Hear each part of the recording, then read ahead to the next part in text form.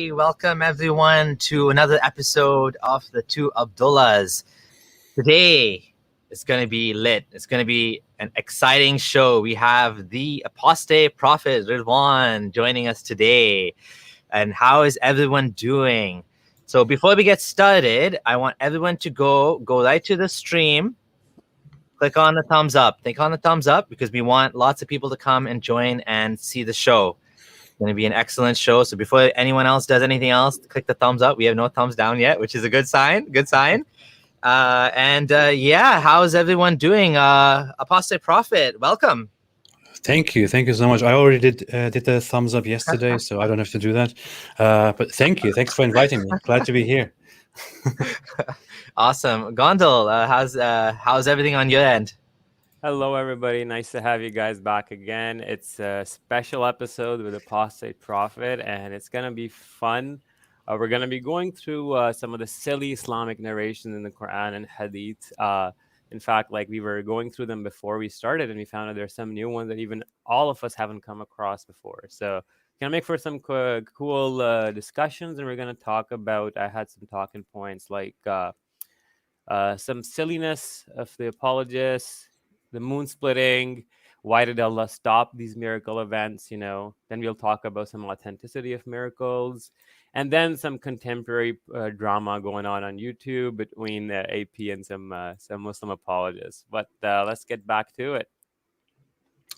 Oh, yeah. So, before we jump into the slides, let's just go through let's talk about some of the drama that's been going on, some of the back and forth, AP. So what's going on with Saajid? You and Saajid had a little bit back and forth. Saajid Lipham. So if any people don't know, Saajid Lipham is a Salafi Muslim. I think he studied in Medina. Yeah. He's been one of the guys that's been, publicly attacking Yasir Qadhi as well. So this is like the neo-Salafi crowd, the crew that thinks they know better than their own scholars who have more experience, more maturity, actually imams in the community. We're talking to people Saajid was one of those guys right up there bashing YQ for making that zombies video. Oh, how dare he say there's zombies in the Quran, astaghfirullah. Whereas Yasir Qadhi is trying to do damage control, trying to keep people Muslim. He's trying his best. You got these young Salafi guys just shut up, you don't know anything, you're an idiot. But apparently he's been going back and forth with you now. So what's going on with that? Well, it's funny. What happened, how it started, is that there's this Muslim apologist preacher guy called Uthman ibn Farouk, and he put up this billboard which says Jesus will return, Jesus is a Muslim, are you, or something like that. And I found that very funny, and I thought, hey, I never actually talked about the whole absurdity of the idea that Jesus was a Muslim, which Muslims always claim, and I just made a short video. I didn't want to extensively talk about it. I just made a short video in which I said, the title was Jesus a Muslim? And in that video, I basically briefly explained, without even going into any sources or anything, just explained the logic of how absurd it is to claim that the Christian sources of Jesus are corrupt and false because Christians corrupted them, and you cannot trust the Christian narrative because Christians don't have any evidence for their interpretation of Jesus, but you are supposed to trust the Islamic sources, which have no evidence, which have nothing, which are only based on the Quran and Muhammad, which came 600 years later. And I basically explained that we have a historical Jesus that may or may not have existed, but which we have no reason to doubt. And if we go further into non-historical sources, then the next thing that we could trust would be the earliest writings about Jesus, which are the Christian sources, which are texts in the New Testament, the Gospels and epistles. So, and I said basically, this is the most reasonable thing to do. So why would you go to the Islamic sources? It's absurd. And what Saajid did as a response was then to make a video and to insult me and to basically say that the Gospels actually confirm the idea that Jesus was a Muslim. and that you cannot find the divinity and the Son of God idea in the Gospels. You only find that in later texts. So this to me is such a joke, because I know this is basically Ahmed Deedat. Ahmed Deedat popularized this idea, this false idea. And he is basically, if people don't know, you're too young to know Ahmed Deedat, you're probably quite young. But Zakir Naik is a protege of Ahmed Deedat. So the same style like Zakir Naik, like coming on this thing and arguing and shouting. Although Ahmed Deedat actually used to debate people, Zakir Naik doesn't like debate people, right? It seems like he's scared of debate. But Ahmed Deedat was actually debating, and he would use these very showman tactics, not really scholarly tactics, but he'd bring up a Bible and say, I'll pay anyone $100 who can show me where in the Bible it says Jesus is God. And of course, it's very dramatic, it's very funny, it's very exciting. Muslims love it, the cheering, the clapping, takbir, takbir. But like it's a joke. Like it's completely to from the beginning to the end of the gospel. And we don't even need to go to, from my perspective, whether Jesus existed, the mythicism. Like I'm leaning towards, not like Richard Carrier that Jesus didn't exist, but more towards like Bart Ehrman. Jesus did exist. He was an apostolic, rabbinic preacher, Messiah type figure who was executed by the Romans, right? So that's what I lean towards. I think he is much more, there's more scholarly evidence behind that position. But as for the historicity, like I don't even care, because they're not claiming that. They're claiming the Bible. They're saying the Bible says Jesus is not God. To me, this is such a clown statement to make. Like it's such a joke. It's a complete, like it's such an idiotic thing to say. The Bible doesn't say Jesus is the Son of God or however you want to put it. It's a complete joke, because that's exactly what it says. That's the whole point of Christianity from the beginning. It's always been about Jesus being the sacrifice, the Messiah. Like they took, and anyone that listens, and Muslims are big fans of Bart Ehrman. So if they listen to Bart Ehrman, they'll know that what he's saying is that Jesus, the whole point of Christianity was because Jesus was executed. So the Jews were like, this was a big problem for them. Like they weren't expecting the Messiah, which means king, to be executed. They were expecting him to be the king. And according to Bart Ehrman, this was probably, from the Roman perspective, this was considered like an act of treason, saying that I'm going to be the king. This is one theory. I may not be true, but basically, if this was a case, this could have been why they wanted him executed. They didn't want any competition, right? Or it could have been, someone basically ratted him out or whatever. But the point is that when he died, this caused a huge dilemma. And, this was like, okay, now what do we do? Like this was supposed to be the fulfillment of a prophecy, was Jesus was supposed to be Messiah, but he is executed. So now they made a new doctrine, which is where Christianity came from. But for Muslims to say Christianity never said that, it just blows my mind. Like that makes zero sense, right? It's like Abraham was a Muslim. It's as bad as that, right? Like here are the facts. The earliest texts that you find about Jesus are actually texts within the New Testament, epistles, the Paul's epistles. And if you look at those, Jesus is clearly described as the Son of God, as divine, as the Son of the Father, together with the Holy Spirit. And he will come back to save us. This is what we have to do. We have to wait for our Savior to come back. And so this is the first texts say exactly that. The texts that come after this historically are the Gospels, which we have today, the four Gospels. And if you look at those, especially if you look at the last one, the Gospel of John, if you look at those Gospels, they clearly give the message that Jesus said he will be killed on the cross. He will be killed. He will be raised on the third day. He's the Son of God. He's one with God. God has given him judgment. He gives life just like God. He has to be praised and honored like God. God is within him. He and God are one. He's the Son of God, and so on. Like it says all of these things, and here you have a Muslim coming and saying, well, all of those sources, the earliest sources that we have, no, we cannot trust them. They are all corrupt. What should we trust instead? The Quran, which came 600 years later. And according to the Quran, Jesus was a Muslim. This is the truth and nothing else. I mean, do I even have to point out how dumb that is?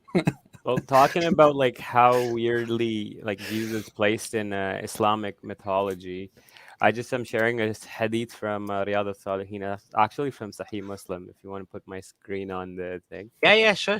Yeah. Is my volume still very low? Yeah, it's a bit low. You can check your Okay. mic settings after. That's Okay. fine.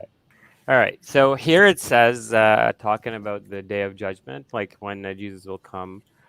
He says, he will then call that young man, and he will come forward laughing with his face gleaming out of joy. And it will be at this time that Jesus will descend at the white minaret in the eastern side of Damascus, wearing 2 garments, lightly dyed, and placing his hands on the wings of 2 angels. So he's going to show up like descending like this in like, I guess, a tobe or something.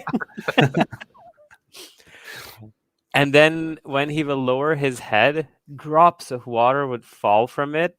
And when he will raise it up, drops like pearls would scatter from it. It's like, when that mermaid comes out of the water and does this. It's kind of like that. And then he goes, like, he'll go searching for Dajjal and then go kill him there. Obviously, Jerusalem, because Jerusalem is the Holy Land. And yeah, but and then of course Gog and Magog will show up to finish it all off. But I mean, it's the silliness that just blows my mind. Yeah.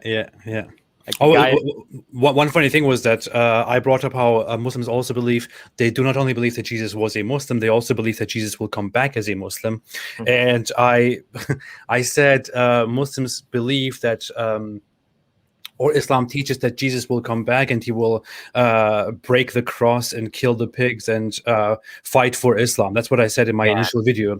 Yeah. And Saajid's response to that was like, now he's just using loaded language. What Islam teaches is basically that Jesus will come back and declare the truth and declare Christianity wrong. And I thought, wait, what? I'm using loaded language? Dude, I'm quoting Muhammad directly. It's worse than that, because it says no more jizya will be accepted. What does that mean? Yeah, it will be abolished, which means the minorities. Yes. Yeah. They will be fought. It's like, it's worse than, Gondal, you want to share something else? Yeah, like this one where it's explicitly said that Jesus will descend amongst you. He will break the cross, kill the pigs, and abolish the jizya tax. Why is he killing the pigs? I never got that. I don't know, man. I think Muhammad was offended that Christians eat pigs or something. I don't know. Just leave the pigs alone, dude. Because I think that's one thing that distinguishes Christians from Jews, right, and Muslims, is that they eat pig, because the law was fulfilled to the sacrifice of Jesus, which I guess they don't like that for some reason. Yeah. So this whole thing about the corruption of the Bible drives me crazy too, because it's so clear that Islam doesn't understand what the Bible is. Like, there's no mention of Pope. The Pope, the Catholic Church was the biggest sect of Christianity for thousands of years, I think even before Islam. Yet there's no mention of a Pope in the Quran. There's no even idea that there's such a thing, right? It seems that Muhammad had a very specific view of Christianity, probably Nestorian Christianity or something, some sort of heterodox, probably like almost like a heretical sect of Christianity that, it says in the Quran, don't say Mary Trinity. Yeah. Mary is not part of it. Like, where did that come from? Nobody says that. Yeah, like nobody says that, right? It is so ridiculous. Yeah, the Quran clearly says, it says that Allah will say to Jesus, did you say to the people, take me and my mother as deities besides Allah? And it's funny, nobody says it. No Christian says that. It's like, why does the Quran address it? There are no Christians who say something like that. Well, what about even the Uzair being the son of Allah? Yeah, that's another thing. Who says that? Would you say that? Yeah, it's a very general statement. It says that Christians say the Messiah is the son of Allah, and Jews say Ezra is the son of Allah. May Allah destroy them both. Like, which Jew says that? We don't even have any historical records of anyone saying that ever. It's like, it's dumb. I love that statement. That statement is such a checkmate right there for Muslims, because in the same exact statement, it uses the literal meaning of Son of God for Jesus. Uh-huh. So you can't even say it's metaphorical. Yeah. It's saying, they say he's literally the son of God, and Jews say, so unless you're going to say the first half of the sentence is literal, the second half of the sentence is metaphorical. It means like a father or something. Like, what? It's like, it's so clear it's talking about literal son of God, right? There is even a hadith that's funny. There's even a series of hadith which mention that whole thing again, in which Muhammad describes that on the day of judgment, Allah will bring the Jews, or he will call the Christians, and it will say, "Did you say that the Messiah is also Allah, or is the son of Allah, or something like that?" And they will be punished for their saying. And then he will call the Jews, and he will ask them, "Did you say Ezra is the son of Allah? Who told you this?" And he will basically then punish the Jews for saying that. That's what the hadith say, you know. Yeah, that's it seems like history wasn't a strong point for the author of the Quran. In fact, I just found this website. It's Dr. Jonathan Brown's website from 2016. Yeah, he did a response to this, right? Quran and the Jews, and he actually says that he's generally Jews just don't believe it. He finds this one instance of it, and that too doesn't really make sense, because the Quran is a timeless book for all Jews and all people, so it shouldn't be just limited to one Jewish sect and not mention their correct belief at all. You know, but yeah, it's a very interesting read if you want to go through it. Just sharing this. Yeah, I did on my blog. I have an article on this very topic. I looked into this in great detail, because I do think that this is one of the biggest mistakes in the Quran. But going back to the Christianity thing, again, it's so obvious that, you know, it's obvious to me that Jesus is not God. Bible is not literally true. But it's also obvious to me that whoever wrote the Quran had no idea what the gospel was, right? There's this Injil. There's the Injil. There's no four gospels, but there's no such thing as Injil. There's no gospel. It's actually four gospels. And the very earliest gospel preached the divinity of Jesus. Like Jesus is God. So, you know, it's so wrong from beginning to end. And, you know, my eyes opened up to this after kind of around the time I was doubting Islam. I was looking for content. I started reading and, you know, looking at David Wood's content as well. And he actually made some really good points. For example, one of the points, I think it was from David Wood, is that Jesus doesn't fit into Islamic theology. He makes no sense. Not at all. You have all of these prophets, and for some reason, Allah decided, okay, Jesus has no dad. And then just continued the rest of them, everyone else has a dad. But like in Christianity, Adam and Eve didn't have parents either, right? That's what the Quran says, right? That's what the Quran says. But there's a reason for Adam and Eve not having a dad, because they're the first humans. What's the reason for Jesus? What's the reason for interrupting the human lineage for Jesus? Yeah. Whereas in Christianity, like the story fits in, like it makes sense. I don't believe it, but at least it's consistent. Like he has no dad. His dad is God. In Islam, he has no dad, and that's just it. He just has no dad. It's more than he has no dad. He had a virgin birth. He came. He apparently preached something. Nobody knows what he preached. He died. He was completely. He was a complete failure. Nothing authentic is left from him. So why the hell did he come? Why the hell did Allah send him under these very dramatic circumstances? Actually, that's a good point. It makes no sense. Actually, not only that, the other thing that makes me laugh is the way he failed created the biggest false religion in the worship of on mankind, which is Allah's fault. Allah did that. Allah made it look like he was like, if this isn't such a joke by now, like how do people believe this? It's like, I'm gonna take this religious story that Christians believe and I'm gonna change it. I'm gonna say, I made him look like he was crucified. Why would you do that here? Huh? I'm just doing some math here, because the Hadith says there's been 124,000 prophets. How many years? Like, okay, let's do the past 10,000 years. We know, like after the agricultural revolution, when human civilization really started, right? Do the math. 10,000 divided by 124,000. Man, these prophets have been coming like raindrops from the sky, and still Allah failed. None of them was successful. It's very funny when you think about it. We talked about this yesterday with David on our live stream. The Islamic teaching is that there were 124,000 prophets. They were sent to all mankind. And the Quran's message is clearly that Allah never punishes a nation unless he sends a prophet to them to warn them and to tell them, hey, stop disbelief and believe in Allah. So this is the point. It is about justice. Allah sends prophets that warn these people so that they have a chance to believe in the truth, and then Allah does the whole accounting and punishes them and rewards them. But then if you look at history, you see we have no records at all of any of those prophets appearing and successfully preaching any message anywhere. We do not have any scripture. We have nothing at all. After Muhammad's time, we have 1,400 years with people all around the world, again, without any messenger, without any prophet who warns them about the truth. So what exactly is the point of that? It makes no sense. All of the prophets too are all in the Middle East too. That's the other thing. Yeah. Like we don't find this theology in China, in like anywhere outside of. I mean, obviously it reached there eventually, but like you said, it's all in one place, right? And someone's saying, I still don't get Jesus coming back to earth. The reason for Jesus coming back is simply put, is because it says that in Christianity. Yeah. So Muhammad was taking as many things as what's the point of killing Jesus on the cross? There's no point, except that's part of Christianity. So he had to somehow include that into Islam, which again makes no sense. Yeah, somehow what did Jesus do? Jesus called the Jews to worship one God. He was like, "Hey guys, worship Allah, worship Allah." But that's what they did. They worship one God already. Yeah, right?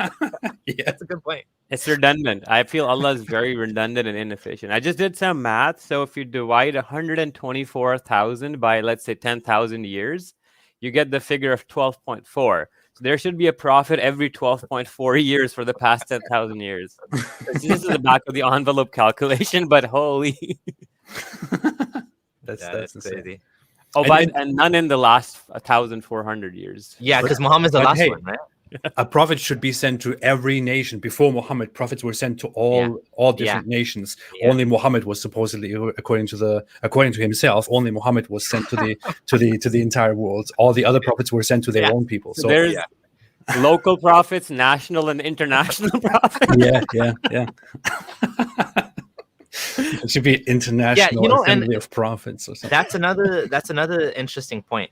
There's a contradiction there's two things here mentioned. One is that there's a prophet sent to every nation, or a messenger, or whatever. Then there's also another statement that if you didn't get the message, and a lot of Muslims make this into like a majority thing, that if you didn't get the message, then you're excused. Whereas, well, if Allah did his job properly, then why would there be like holes in the... It's like you're creating like a postal service, you're God, yet you fail to deliver your message to like a bunch of people. Like what you created this, you created a video game and it's full of bugs. Like half of the levels don't work. You can never reach some of there's some diamonds you have to get to, but like you can never get to them, right? The developers made it impossible or something. He sent 124,000 patches to update the bugs. Yeah, and then but yet you have Muslims, especially like Hamza Yusuf style Muslims, that say that the majority of non-Muslims are not kafirs. That's what they say. They say the majority of non-Muslims are not kafir. Why? What does kafir mean? Someone that denies the truth willingly and knowingly. So like we would be probably would be kafir because we know Islam. Yeah. But apparently, like your grandma, or some white lady that lives in New York, even though she knows about Islam, even though she's heard of Prophet and she doesn't like Islam, she would not be kafir supposedly. What the hell is the point?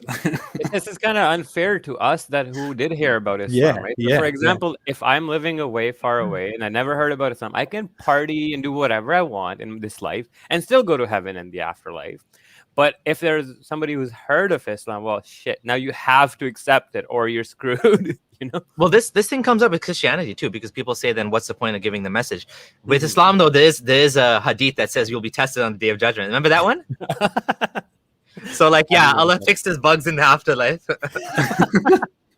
God, I'm still stuck on the whole thing. 1,204 124,000 patches. It's a good analogy. Well, the funny thing is the Quran actually, the Quran completely messes up its whole message because it doesn't get this whole thing right. The whole, being just and holding people accountable for knowing and rejecting the Quran. The Quran makes different approaches, and it tells Muhammad that he has to warn everybody, and those who were warned have no choice but to obey. And then it says after Muhammad is unsuccessful, the Quran says, there is nothing you can do, O Prophet. If Allah wanted them to believe, they would believe. But what the hell does that mean, man? And what does that mean? What does believing mean? What does believing entail? Believing means, if I believe in Islam, that means I have been consciously, cognitively, knowingly convinced that Islam is true, which is why I decided, okay, hey, you know what? It makes sense. I believe in Islam. Okay, I am now a Muslim. Ashhadu an la ilaha illallah, and so on. So this is what I would do. That means believing. Believing means being convinced that it is the truth. If it is in Allah's hands, if Allah can decide whether I believe or not, doesn't that mean that it is in Allah's hands whether I'm convinced or not? How is that my fault? If I do not believe, if it simply seems absurd to me, and this is the truth, this is what it is. And Muslims come here doubting our motives, but I say very honestly and very clearly to you, I simply do not believe that Islam is true. I simply believe that it is absurd. I believe it is stupid, which is why I make fun of it. I think it is dangerous and wrong, which is why I reject it and criticize it. If I did believe that it was true, if I only had a doubt that it was possibly true, I would not make fun of it. I would acknowledge it and believe in it. And according to the Quran, if Allah wanted me to believe, then I would believe. So how does that make sense? Yeah, and I mean, to be honest, Allah needs to be able to take a little bit of a joke. He is the creator of the fucking universe. So if you make fun of it, it's not the end of the world. He'll get over it. Yeah. I mean, if I can get over the people making fun of me on YouTube, and you can, I'm sure the creator of the fucking universe doesn't need to get butthurt over a few insignificant Homo sapiens, joking around at the end of the day, right? Like, I mean, yes, but exactly true. If you did believe, you don't just believe it's false. You know it's false. There's not even a doubt. Yeah. I mean, there's like, when people ask us, is there any chance of us going back to Islam?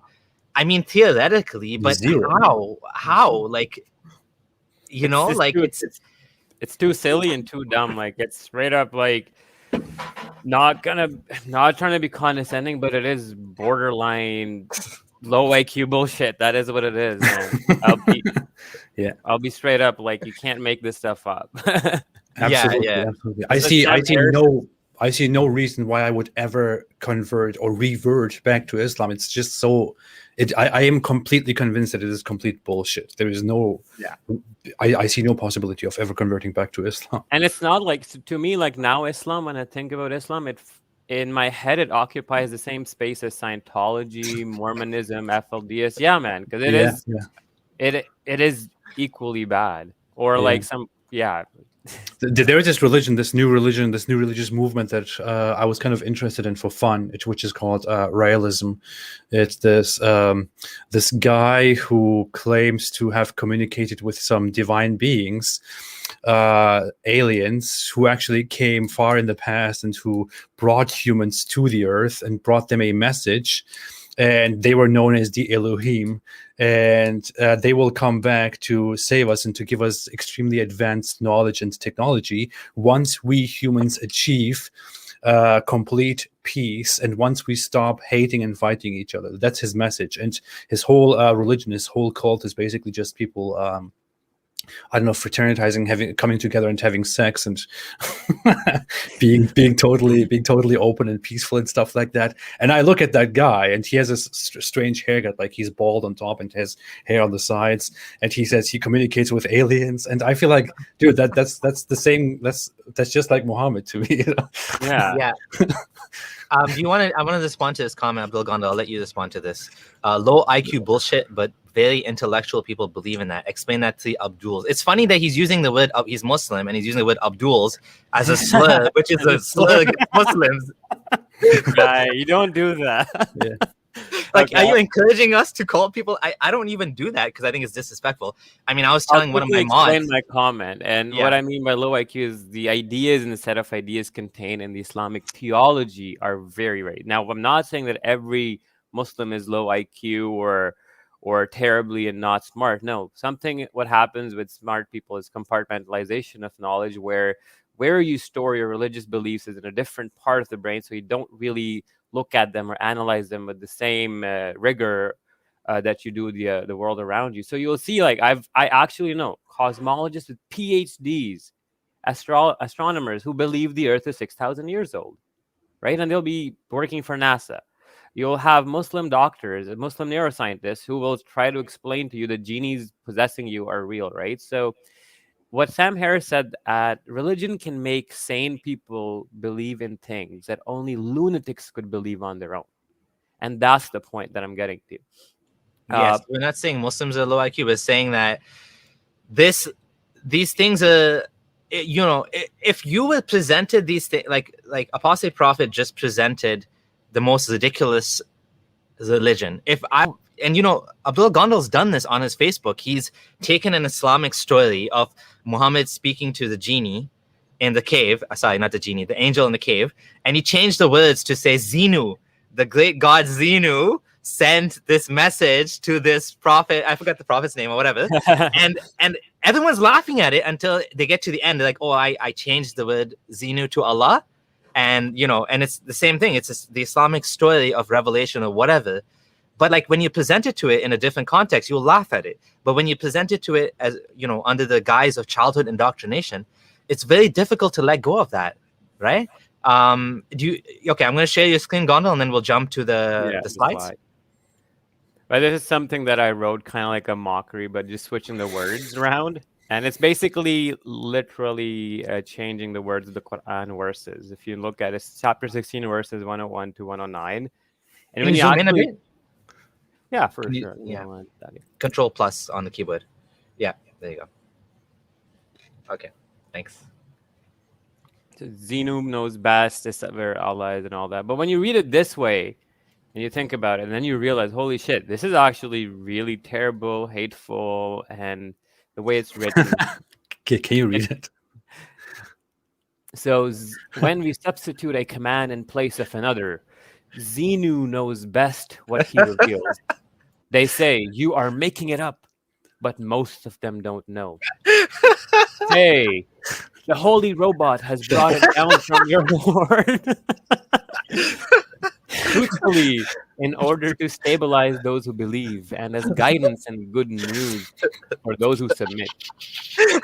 We are all well aware that they say it is a human being who is teaching him, but the tongue of who they allude to is foreign. Well, this is in clear English tongue. Oh my God, that's funny. Those who do not believe in Zenu's revelations, Zenu will not guide them, and for them is a painful punishment. It is those who do not believe in Zenu's revelations who fabricate falsehood. These are the liars. Whoever renounces faith in Zenu after having believed, except for someone who is compelled while his heart rests securely in faith. But whoever willingly opens up his heart to disbelief, upon them falls the wrath of Zenu. And for them is a tremendous torment. That is because they have preferred the worldly life to the hereafter, and because Zenu does not guide the people who refuse. It is they who Zenu has sealed their brains and their ears and their eyes. It is they who are heedless. There's no doubt in the hereafter they will be the losers. At least you got the brain part right instead of the heart. It's because the Quran says heart and you say brain. That's actually accurate. But yeah. But when you do it like this, you realize, oh boy, it's terrible. I'm crying and laughing here. You know what's funny? You should actually show this to a regular Muslim who doesn't really know much about the contents of the Quran and tell him and show him how absurd and how ridiculous this is. That'd be funny. I mean, that's the point. I mean, the funny thing is, I'm just one last thing before we get to the slides. Like Surah Fa-Qaf, that whoever wrote it, I'm not going to mention. That was the point of it, is to make you realize like how stupid the Quran is. And of course, Farid was like criticizing Surah Fa-Qaf, saying, this doesn't make sense, crushing and then hanging. Dude, that's what the Quran does. It's saying we'll squeeze them and we'll choke them and we'll like burn them, and like it's so ridiculous. It's a joke, right? And so when you actually try, sometimes you try to help people to see how silly it is.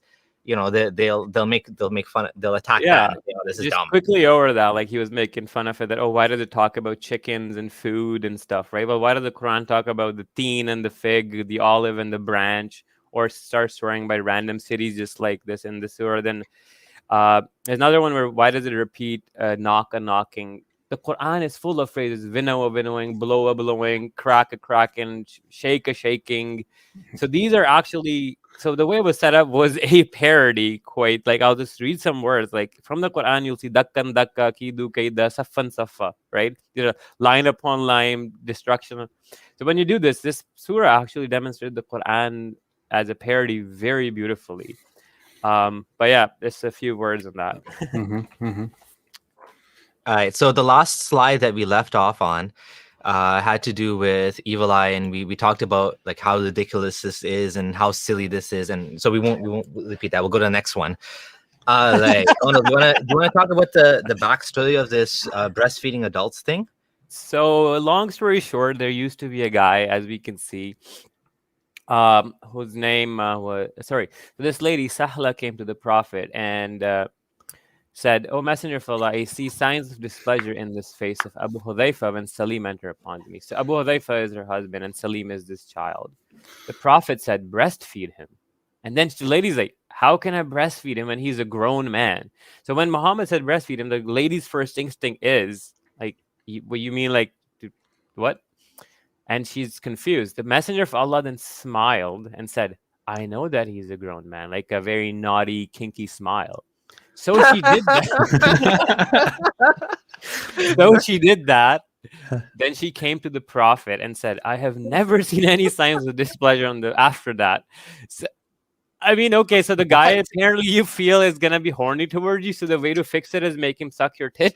But then even the second part doesn't make any sense. Like after that, his husband's not jealous anymore. Oh no, she's not gonna cheat on me with Salim. Is it Salim or Salim? Yes, Salim, right? He's not gonna cheat on me because he already sucked his breast. What? Like, what's funny is Aisha took this as a precedent for all men that she wanted to see that are not al-mahram. She can make them like this. So there's a hadith where she started asking her other sisters who were lactating to call all the men to go breastfeed Air 404. Did they mean to express the milk like in a bottle or something? They don't mean literally like sucking. So that's another controversy. Some scholars said that it was to put it in a cup and then give it to the kid. Okay, the adult, not kid. Yeah, adult. Sorry, but like. What's the point? Would that change? It's like so complex for no reason. So then Sheikh Albani said no, it actually means literally sucking from the tit. And then there was this huge controversy on Twitter recently with our beloved Muhammad Hijab, the guy with the most modest name. He has hijab in his name, like, and he's talking about. And then there was a huge controversy where people are saying, well, how can the Prophet say this? And why is Sheikh Albani saying that grown men can suck on women's tits? And there was a fatwa I remember from, I think, Al-Azhar or something, where if a woman wants to work in a company where there's men around, she should breastfeed her co-workers or something. Jeez. So, yeah. Oh, boy. Yeah, it is so weird. I never really got into this whole breastfeeding issue in Islam. Although I looked at so many things. I looked at so many embarrassing things, so many nonsensical things within Islam. I feel like I kind of just went around this whole breastfeeding thing because it sounds so absurd to me. I still feel like, wait, this can't be real. Like there must be some catch to it. There must be some weird something to this, right? I mean. I almost like, to me, this is almost like as obscure, even though this is in like one of the main collections of hadith, it almost feels like it's so obscure because nobody would ever do this in today's time. At least I would think so. What do you think, Gondal? I Like, mean, this is what Muhammad Hijab came out and said to some other Muslim guy. Said, "Okay, can I suck your wife's tits?" Yeah. Something to that effect, right? I mean, I was just laughing when I saw that because he was giving them the same treatment he used to give us, like, you know, like those vulgar framings of, like, you know, can I do this, you know, would you let your wife do this and that? Like he's doing the same thing to the Muslims, and I was just like, they're laughing and clapping. I'm like, there you guys go, now you know what we had to deal with all this time, right? This is what we're dealing with. So there's this one hadith where it's really funny, where Aisha takes this one incident and then projects it as a common theme or practice that should be maintained. So here, Salama said to Aisha, a young boy who is at the threshold of puberty comes to you. So Aisha was hanging out with this kid or a guy who was about almost mature. And then she says, I don't like that he should come to you. So then Aisha suddenly said, don't you see in Allah's messenger a model for you? And she also said, the wife of Abu Hudhaifa comes to me and he's a grown man. And there's something that rankles in the mind of that kid. Whereupon Allah's messenger said, suckle him. So Aisha used that incident from before as a projection to set this tradition of suckling any guy who wants to come see her, to making him her mahram. But yeah. I don't understand why Muslim society doesn't just solve the problem of mahram by just opening places where women just breastfeed everybody, so they can get rid of the whole the barriers of, you know. And what's one other thing I wanted to make sure about this controversy we don't miss out is these verses. There were verses revealed about breastfeeding adults that makes you haram for marriage. There were first 10 sucklings that made it haram, then it was reduced to 5, and then the verses don't exist in the Quran. But this is numerously reported in almost all the earliest literature, even up to Imam Malik's Muwatta. He said that people were reciting the verses at times as well. And I mean, these are in Sahih Muslim as well. I just want to just add my screen. I can. So yeah, so these are. Oh, sorry. Yeah, someone's saying these are obscure hadith, but no, they're not obscure hadith, right? I'll find some more of it. Right now, I just want to show you that this is in Sahih Muslim. I have to say, I do not think that it works like that. I do not think that by sucking on the tits of a woman, you will stop having sexual desires for her, and thereby. Well, it makes it haram. I have to show you this one. Yeah. But how does I still don't understand how like you're not allowed to show you're not allowed to be how do you do this when you can't be alone with a woman and you can't that's her aura? I don't get it. It's weird, right? Like you don't understand the wisdom of Islam. I don't understand how you implement this. That's what I'm confused about. Do you have to like blindfold them so they can't see what they're sucking? Okay, so this one is you have to lower your gaze, right? Like, okay, hold on, let me share your screen again. This one is legit a real life example that happened in Omar's time, and I was like, how do people believe this? So this is from Imam Malik's Muwatta, one of the earliest hadith collections, one of the strongest ones and authentic ones per Muslim corpus. Here it says that Yahya related me from Malik. A man came to Abdullah ibn Omar where judgments were being given, and he asked about the suckling of an older person. Abdullah ibn Omar replied, a man came to Omar ibn al-Khattab and said, I have a slave girl and I used to have intercourse with her. My wife went to her and suckled her. When I went to the girl, my wife told me to watch out because she had suckled her. So Omar told him to beat his wife and then go to his slave girl because kinship was only established by suckling of the young. Dude, what? He just contradicted the other hadith. I mean, just trying to make sense of this. This is such a mess, man. I don't know. It's like a TV serial. You can make an anime out of it. You gotta be careful. I suckled that one. It's like this is I mean, you highlighted this before, but I'm just gonna elaborate a little bit on this because it is actually quite comical. The wife of was it Ibn Omar was jealous. Was it Ibn Omar's wife? Sorry, I'm trying. No, it was a man. A man came to Omar. Okay, so basically, it was some random person that his wife was jealous that he was screwing his slave, and she didn't like it.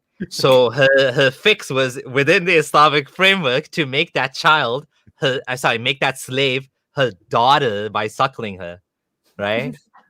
And therefore now she's now that slave is now like his daughter, but that means his basically his daughter is his slave. Like, it doesn't even make, none of this makes any None sense. of it makes.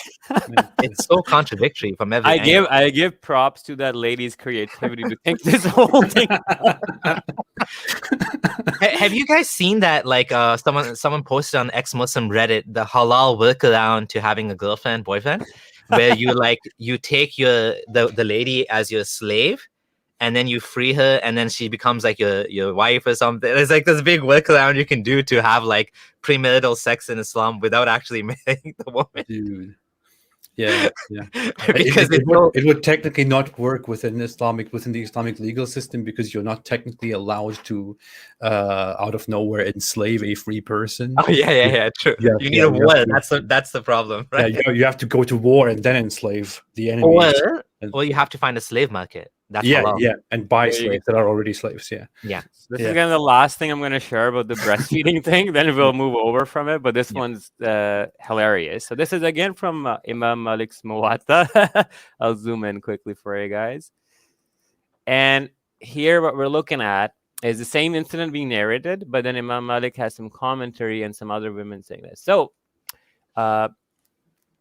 she gave him a few drinks. Aisha, al-Mu'mineen, took that as a precedent for whatever men she wanted to be able to come see her. So I'm not saying this. This is in the Islamic Hadith that Aisha was thinking that you can start breastfeeding any man you want to make your mahram. How does this work? I'm so confused. So she ordered her sister and the daughters of her brother to give milk to whichever man she wanted to be able to come in to see her. I love seeing the confusion in Abdullah's face. He's like genuinely struggling to understand. I don't understand. I'm so lost. Like, what's going on? Like, so how does this square with Islamic modesty and strict segregation and no premarital sex? Like, I'm so lost, and like, I don't get it. Like, was this actually happening? Yeah, and then the other wives were literally mad, and they're like, no way, that was just an exception for that one guy. So that also shows that that one guy was not into the cup feeding. It was a literal feeding. And Aisha took that as a precedent, sending random men to her sister to go suck my sister's titty. But it says, it actually, like all the hadith is showing, say suckling. It doesn't say express or milk drink. It says suckling. So I don't know if the translation is bad, but that's clear what it means. I think we have to go to some Islamic scholars together and have to ask them to demonstrate to us how this works. And that's what Mama Hijab was, I think, trying to argue, right? Isn't it? Like, exactly. Like, how exactly? Can you please show us how this works? Well, he was saying he was. So these, I think what happened was the Islamic scholar the Muslim scholar was defending it, and he was like, okay, well, prove your point, like, you know. Yeah. Can I suck your wife's tits to make her my mahram? I think that's what he said to him. I don't know if he said can I, or would you, something like, you know, you should let her do that or something, right? I'm pretty sure he said can I think I have a screenshot here somewhere because I used it. Wait, so saying, hey, you want to suck my titties, it's like a sunnah? Oh my god, I don't understand this. I'm just like, I'm so lost, because as a Muslim, I never heard any of this. I mean, I read it, but I didn't ponder on it. Oh, here. Let me bring this up here. Share my screen. Here. Oh my god. Oh my god. Okay, can I suck your wife's tit to make her mahram? I love how he capitalized it all. He took a page right out of Aisha's book. Okay, can I suck your wife's tit to make her mahram? So he's arguing against it, basically. Like, he thinks it's not allowed, right? Yeah, he says it's absurd. It should not be what these Islamic what scholars like Albani teach. It is absurd to him, and he's challenging them to think about the logic of that. But of course, their reaction is like, "What the hell is going on with you?" So this Omar Chatlia, I think, because he's a scholar. I mean, Muhammad Hijab was forced to apologize to him, right? Something like that. Well, they Well, he basically blamed it forced on the him to- meds. They basically compelled him to apologize and to get off Twitter. He hasn't been on Twitter since after this incident. He apologized, left Twitter, and he didn't come back after that. And he also said that he said, "I apologize. I'm currently taking some heavy medication because I have back pain or something like that. Tramadol. And this is and that medication makes me say very strange things in public and private." And he blamed it on the medicine, which is just so dumb. It's Yes, obviously his personality and style Yeah, to be very I don't know what the word is, vulgar and in your face sort of tactics, eh? Right now that we're talking about Muhammad hijab, I have to show you another thing that I came across, and this ties into the golden shower thing. And I was shocked to find this myself. I'm like, holy shit, how does this even exist? I'm just trying to go on my Facebook. Perfect. And this is about, okay, I'm gonna phrase it. Sahabas were vampires. They would drink blood. And they're not just vampires, they were urine drinking blood vampires. So I'm gonna quickly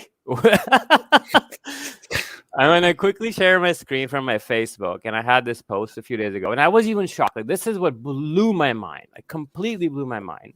We've heard of those people drinking his spit and rubbing his spit infested stuff. So if you go to this link here, Islam Web, okay, Islamic website. Question: the authenticity of the hadith stating that people drank the urine and blood of the Prophet. What WTF is what you're gonna say, right?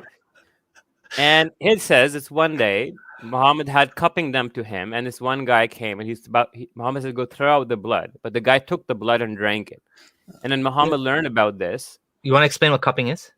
Cupping is, you put these cups on your skin and you make a puncture mark, so it kind of sucks some blood out. Hijama, so it's very popular Middle Eastern, and some athletes do it too. But the evidence for that to help is not that conclusive scientifically, but it's an old kind of like treatment that's been used for thousands of years. Kind of like a homeopathic treatment.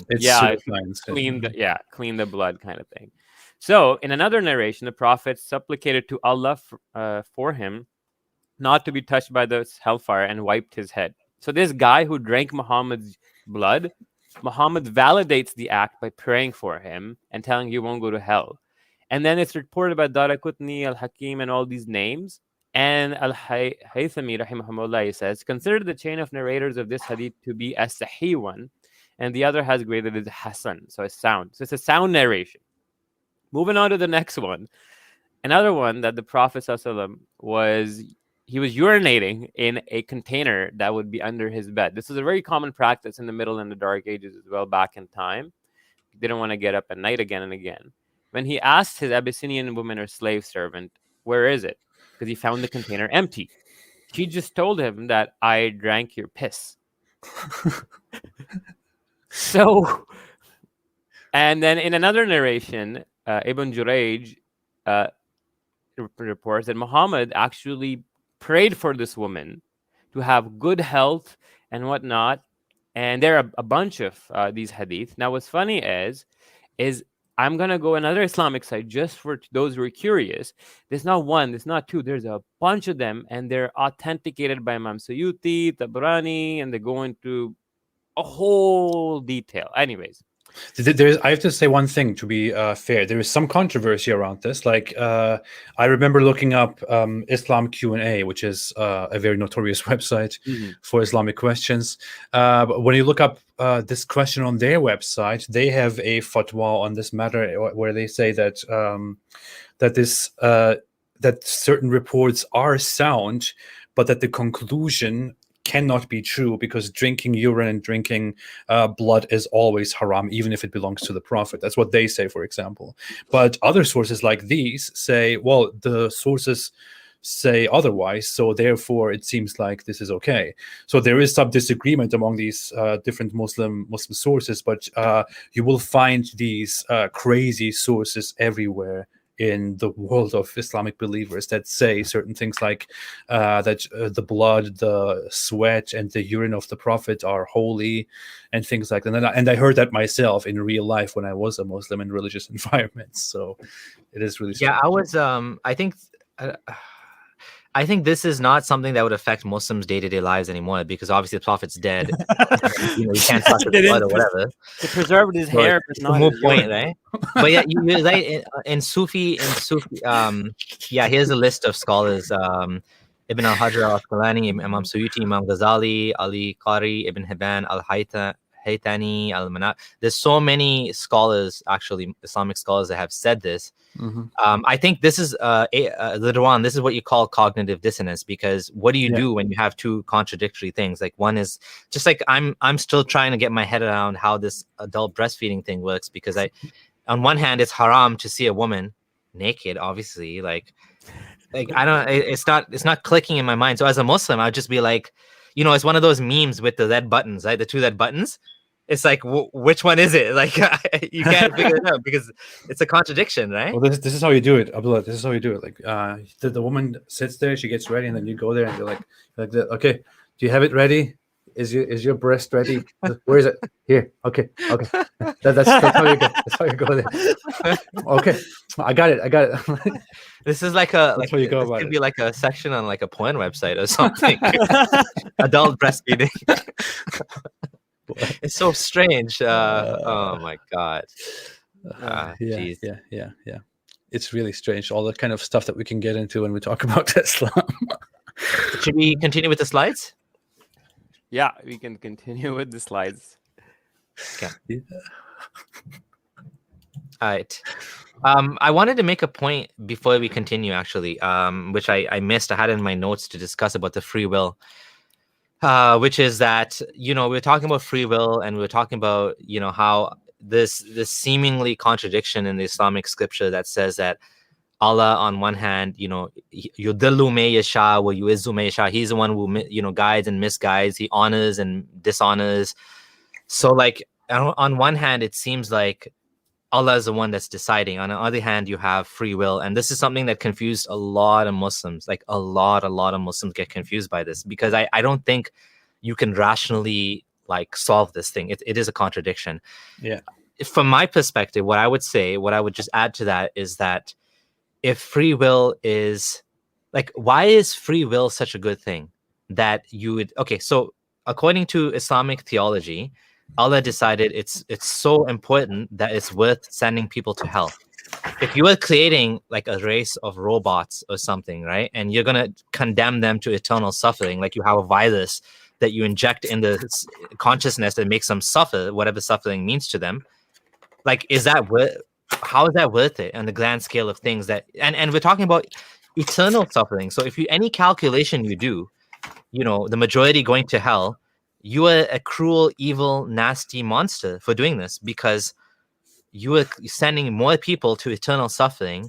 So on the whole, you're like a nasty piece of shit, because why would you do that? Why is it, like, if you ask me, is free will, would I rather just not have free will rather than potentially going to hell? I would say, like, what's the point of it? Like, why? Like, it's unjust to do that. It's completely immoral to allow such a thing, So What do you have over there? Here you have this thing. I thought about that so often. Like, to make it very simple to look at, you just have this. This is the creation. This is a path that splits in two. You are a human created, and you are right here at this point right now. Think about it. Allah creates you. Allah is all-knowing, almighty, and He's good, the highest good there is. Allah creates you, and before He even created you, before He planned anything, before He even intended to create you, He knew exactly, because He is all-knowing and almighty, that if He did create you, you would eventually use your free will in the wrong way and end up going to hell, where He would punish you forever because you misused your free will. You used your free will in the wrong way. Despite that, He did create you and put you here. And as a result of Him creating you, as a result of Him creating the world, the life, the hell, the punishment, and creating you, He condemned you to eternal hellfire forever. Now, you can argue that you have free will. Supposedly, that is the teaching. You have free will, and Allah gave you free will. He gave you the free will to choose. But it does not matter. You can always go back again and say, okay, you have free will, but Allah knew exactly what you would do with that free will if He did design you, if he did go ahead and create you, he knew exactly that you would misuse that free will and take the left path and go to hell and go and burn there forever. And you can again say, but yeah, he gave you free will. Well, okay, yes, he did. But he knew exactly that if he gave you free will, you would eventually use that free will in the wrong way and go to hell. So, and this is just one example. You have to think, if Allah creates life and death, the test, and the afterlife and hell, then it is inevitable that millions, billions of humans will be subjected to this and will take the wrong path because of their free will, which Allah created knowingly, and will go to hell and burn there forever. So Allah knowingly and willingly created an entire species, He created billions of people so they burn in hell forever, just so he could also create some people who would worship him forever. Think about the absurdity of that. Think about how messed up that is for a second. Yeah, I think, honestly, the hell issue is something that there is no real fix for it, because I know a lot of Muslims, the best fix that they come up with is basically that most non-Muslims are not kafirs. That's the best. Of course, this is not really in line with Islamic theology, because you're saying nobody's kafir. And it creates another absurdity. Like the Hamza use of, there is no kafir makes no sense too, because how can anyone, let's be honest, how can anyone know it's true and still reject it? Like that doesn't make any sense. Yeah. That's what he's saying. He's saying a kafir is someone that knows it's true, like actually knows, actually believes in Allah, like kind of like the typical Satan. Satan knows Allah is real, yet he still refuses to obey Allah. Like he sees Allah, he knows Allah is real, and he's saying that's the real kafir. I'm sorry, such a person does not exist unless he's. How can such a person exist? If you know hell is real, and you don't, and you still reject it, you're just crazy. Yeah, you're broken. You're not. Your intellect is not functioning, because we've evolved. I mean, there's no such thing as evolved in Islam, but we have pain avoidance, we have survival tendencies for a reason. So that's what Islam tries to use against us. It tries to use a fear of suffering to make us submit to this false idea, right? Yeah. Even if I was completely selfish, even if I completely just looked out for my own good, it would be the dumbest idea ever to know that hell exists, that I will go to hell, and then to choose to disbelieve and go to hell. I mean, even if I was a selfish pig, it would be the dumbest thing to do, to go to hell. But why would I do that? You are a selfish pig talking about Islam all day. How dare you? But the thing is, yeah, like honestly speaking, it was the same sort of concern I had when I left Islam. Like, okay, I'm just gonna keep it to myself because I don't want I'm gonna take a risk for myself, but I'm not gonna misguide my kids. I don't want my kids to go to hell. Like, you worry about your own kids more than you worry about yourself if you're like a normal parent. Mm-hmm. That's just, again, how we evolved. You want your put it bluntly, you want your genes to be passed on, because if you didn't, you wouldn't exist, because your parents wouldn't have given a shit about you either. We all give shits because that's how that's how the species continues. So I don't want my kids to suffer. I don't want my wife to suffer. So I wanted to look into it. But now, like, yeah, it's so obviously false, right? Abdullah, you wanted to Gondal, you wanted to share something? Yeah, so I came across when talking about the contradictory, weird, immodest, modest thing with the Islamic theology. So there was this idea that you've probably heard that slave women used to be bare-breasted to differentiate them from free women, right? Now, mostly you'll come across that, okay, we don't know. But I actually came across this statement on this Islam website. And this guy actually asked the same question, where this guy, he said, Imam Malik bin Anas strongly disapproved the behavior of slave women. And he actually said this to the Sultan. He escalated that they should have their titties exposed to the Sultan, right? So then this guy goes on like, no. But then they ask that this does not contradict the fact that during the lifetime, the generation followed the Tabis. So maybe the Tabis, those pious generations, were having these women walking around naked. Then he says, if you mean the authenticity of attributing it to Imam Malik, then it is authentically attributed to him. And then he goes on, who listened and who passed it on. Point being is that if an Imam Malik-like scholar of that caliber can be asking stuff like this to be done, shows how lopsided and how stupidly confused the theology is, where you're covering the women and you want to put them in hijab, but then you have breast adult feeding, and then you have slaves walking around bare-chested and whatnot. None of it makes sense. Yeah, it's a nice image, but it's not good. Yeah. Yeah, so this is something that I remember shocked me as a Muslim. Yeah. That I had Hizb ut-Tahrir. So this is a funny thing about Hizb ut-Tahrir. Because of this, Hizb ut-Tahrir considers pornography halal. I mean, because of this and other reasons. Yeah. Hizb ut-Tahrir in the official fatwa, unless you changed it now, but when I was in Islam, Muslim, they consider it's an image. And when I was arguing with one Muslim guy about this, he's like, don't you know the slave women used to go around bare-chested in Medina? I'm like, wait, what? Again, it was like one of those moments that I'm like, how? What? Like, that doesn't make sense. Right? Like, and apparently, like, this is true. The slave women. Now, this fatwa is arguing this is not the case. But Imam Malik says it was the case. What does Imam Malik know? Who is he? Who is this Imam Malik? Who is this? Yeah. I never heard of no Imam Malik. What I find very interesting is one of those things that when you go into the topic of the hijab, I made a video about this, about the origin of the hijab, and if you read the tafsirs, the early tafsirs about how the hijab came into existence, and how basically Umar was disturbed by the wives of the Prophet just going to the toilet without covering themselves, without hiding themselves, and he was disturbed, and he kept bugging Muhammad about this. Was like, hey, tell the women to cover up and all that. And it's a completely absurd story where Muhammad is like, yeah, just come on, leave me alone, man, leave me alone. And in the end, he's like, okay, Allah revealed that the women should cover up. And but in the tafsir, in Ibn Kathir's tafsir, when he describes this stuff, he says, if I'm not mistaken, he says that that the women were the Muslim women were to cover up so that they can be distinguished from the disbelievers and the prostitutes, or something like that. That's what he says. Mm-hmm. The Quran says that, actually, literally that, where say keep your wives home so they don't get molested. Yeah, it's very strange.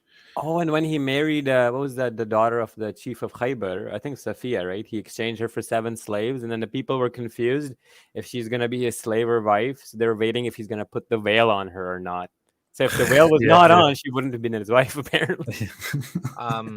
Yeah. So this is true too. That there's like what AP was saying, that there's some classism in the hijab. Like it was considered like, the slaves went around, probably according to Imam Malik and others, bare-chested.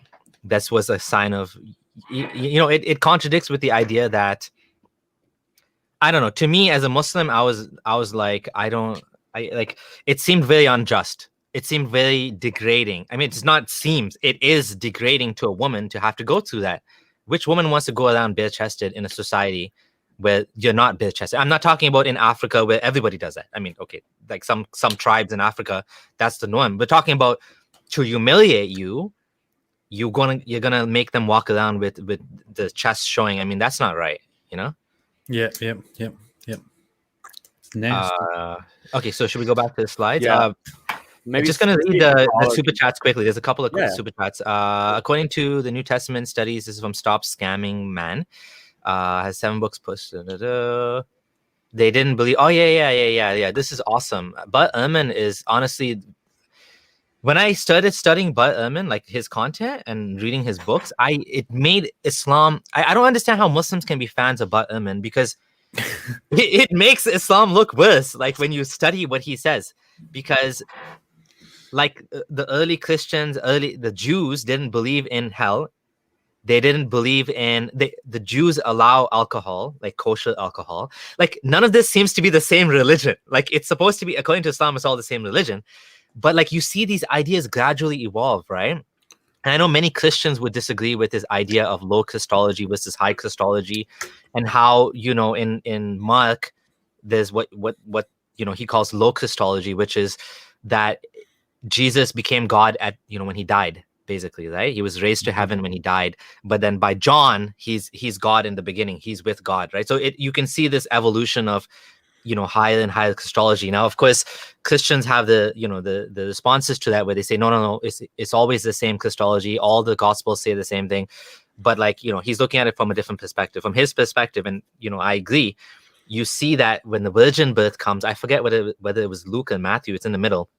That's when Muhammad took it from. He took basically not the earliest ideas, but something that evolved in Christianity, whatever I guess he heard, and he made that part of Islam. So, I do think this is, Bart Ehrman is a gem. Studying him, it just gives a lot more perspective on Islam, in my opinion. It shows, unfortunately, he doesn't make comments on Islam itself. I would love it for him to say that Islam has problems in its preservation, and like the way he does with the Bible.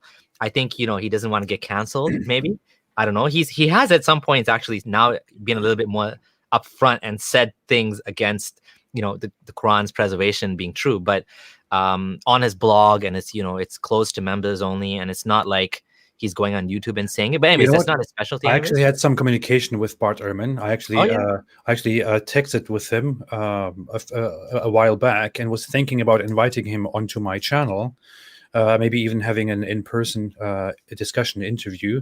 I was just thinking I couldn't really decide what exactly I should do with him, what exactly I should talk about with him. And I was thinking maybe I could devise something that would connect the goal of my channel, which is the whole Islam analysis, with his work and his criticism of Christianity. And if I can come up with something, I would like to invite him, because he told me he would appear on the channel. But yeah, well, I'm still thinking about that. I could actually do that. I think it's a great idea. Like I said, when I've been the stuff I read actually made me even more confident that Islam is false, because you can see the evolution of the theology. So maybe that'd be something worth talking about. Hi AP, any thoughts on having your vids dubbed into, say, Indonesian, Urdu, and Malay? I got these questions forever since the beginning of my channel. I just don't know how I'm supposed to take care of that. I'm not a very organized person. I'm an extremely disorganized individual. It's very hard for me to take care of my scheduled videos. So it would be extremely hard for me to also take care of subtitling all of my videos in different languages and employing people who subtitle those videos. I don't know. Okay. Fair enough. So this was quite the topic, eh? Yeah. Just one point before we go forward. Yep. In the comments, I noticed that they were saying that Imam Malik denounced the bare-chested practice. What I was trying to convey, if I wasn't clear, was he mentioned that the women used to do that in that time, and that he was pissed off that they were doing that. And that quote is authentic. That means that's being used as evidence to show that the Tabi'is did in fact have this happening in their time. That was the whole point. If that was a little confusing, just clearing that up. All right, next slide. Jonah gets swallowed by a whale. There's actually a recent story that happened where a diver got swallowed by a whale, and he got spat out at the shore. He wasn't in there for 3 days, though, was he? Yeah, no. He actually has a video. Does it say how long he was in there? For Jonah, I believe in the Hadith and everything, it says he was in there for 3 days, and then he prayed in the belly of the whale. What's that word they say? There's a special prayer of Jonah that he said. Oh, I forgot it. They say it when people die, and they repeat a lot of it. Yeah. I can't remember either. I lost it. But anyway, similar to that. Oh, the famous one. This one has caused so much controversy. He was created from a fluid ejected. You know what's so funny about this thing? Semen from backbones and ribs. I had this debate with Nader Ahmed the first time that I had a science debate with him, and we were basically arguing how the Quran is full of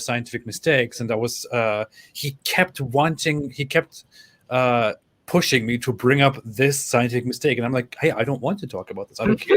I want to talk about other things. And he's like, no, ask me about the Semens from back. I'm like, okay, fine, let's do it. Let's talk about it. And then what he brings up is that the human body, when you actually look at the human body from the bottom, then the place where the semen originates is actually between the backbones and ribs.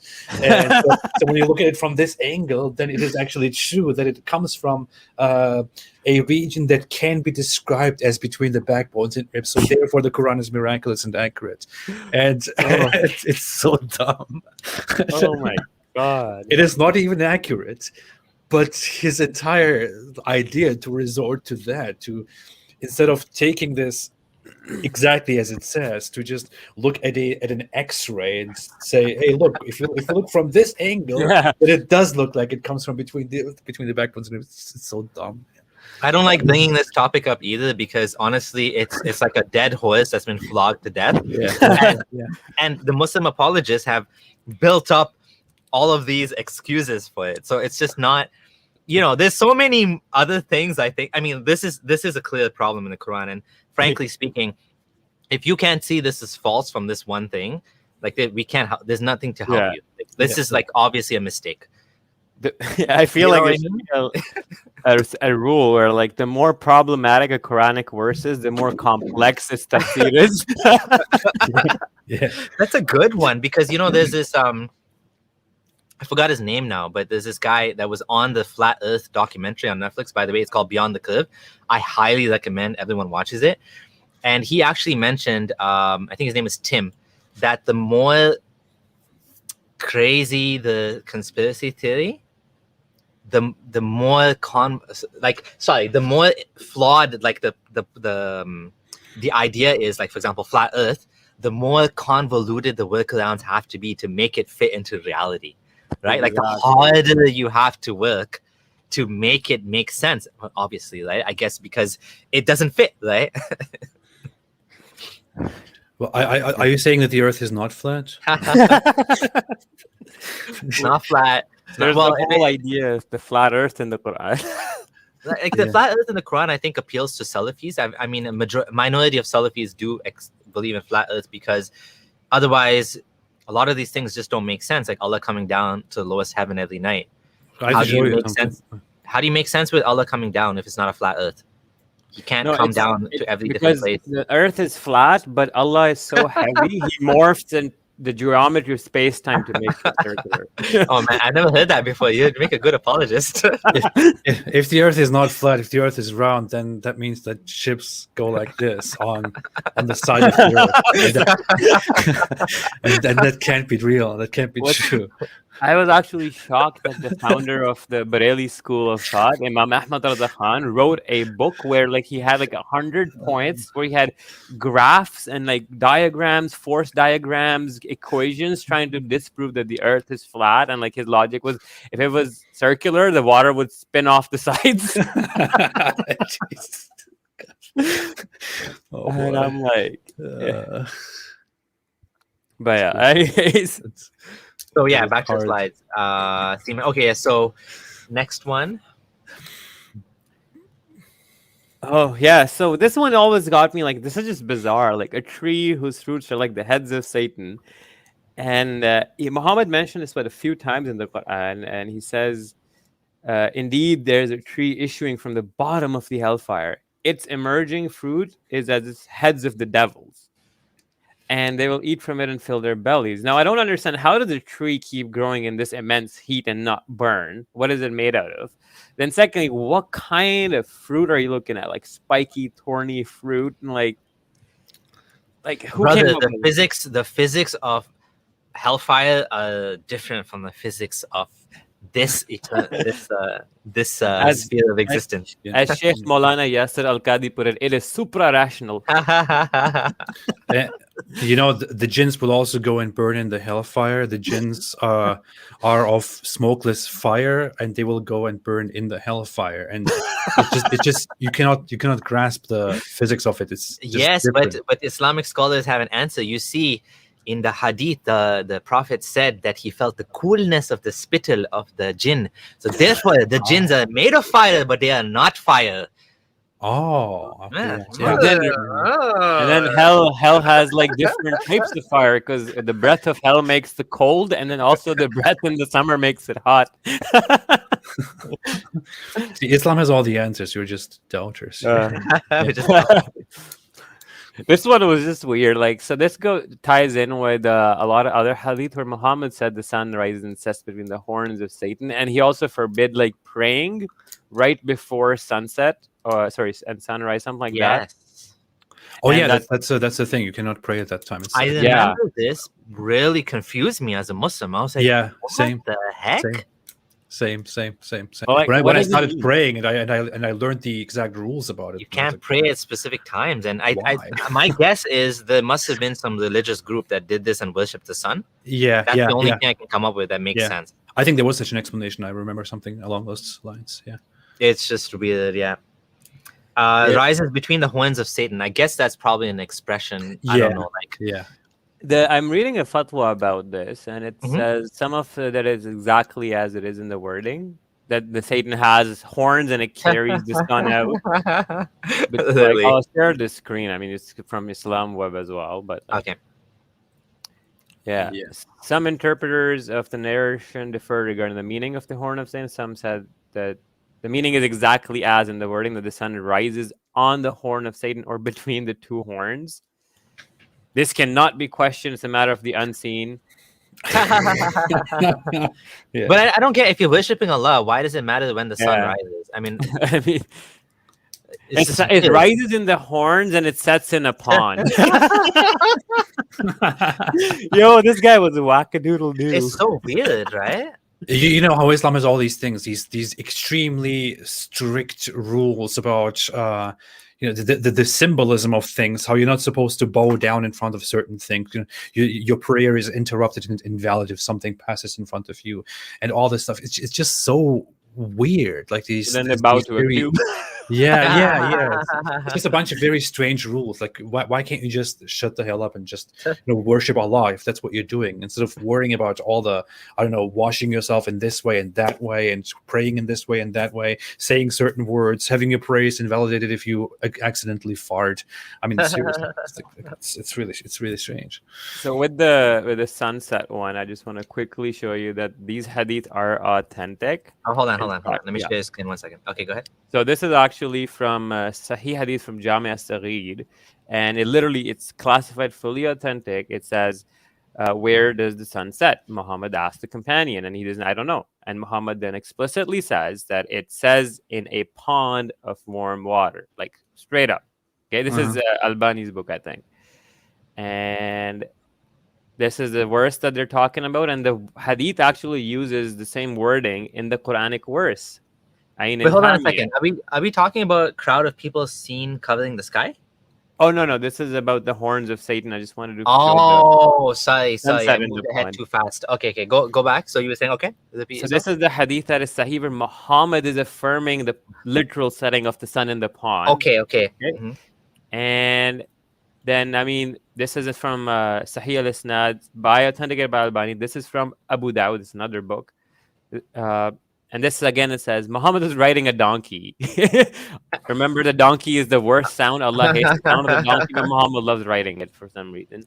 He asks his buddy, where does the sun set? Do you know? And the guy's like, I don't know. Allah knows best, and his prophet. And Muhammad said, it sets in a spring of warm water.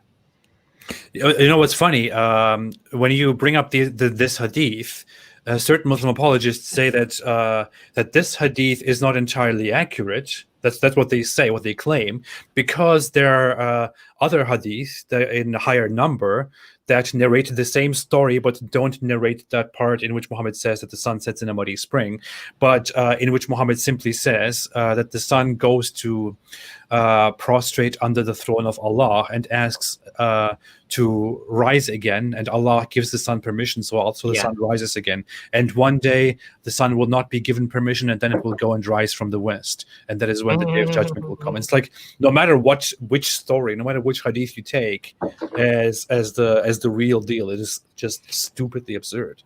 So this one, yep. Here, he's kind of merged all of them together.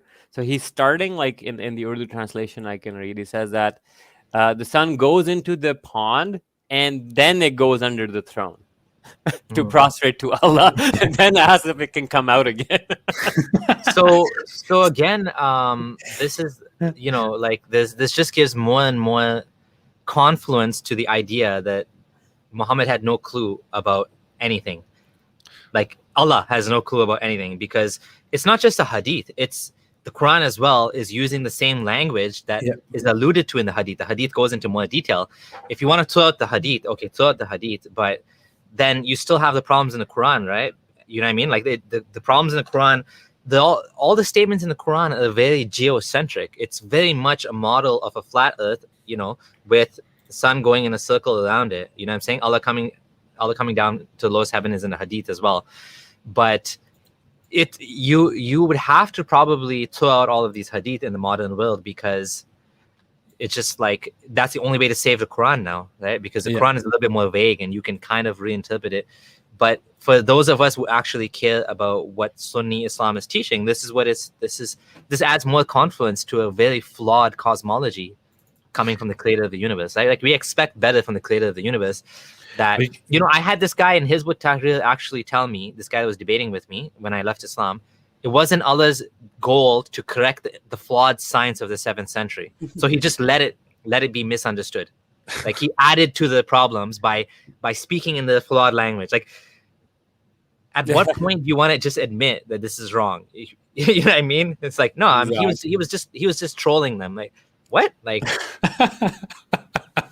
it takes some real absurdity, some real cognitive dissonance, some real willful ignorance to see hadiths like this accompanied with Quran verses that are so clear, undeniable, and you see very clearly in them that neither the Quran's author nor Muhammad, who I say is the same person, had any idea about how the universe works. And they clearly say that the sun goes somewhere at night.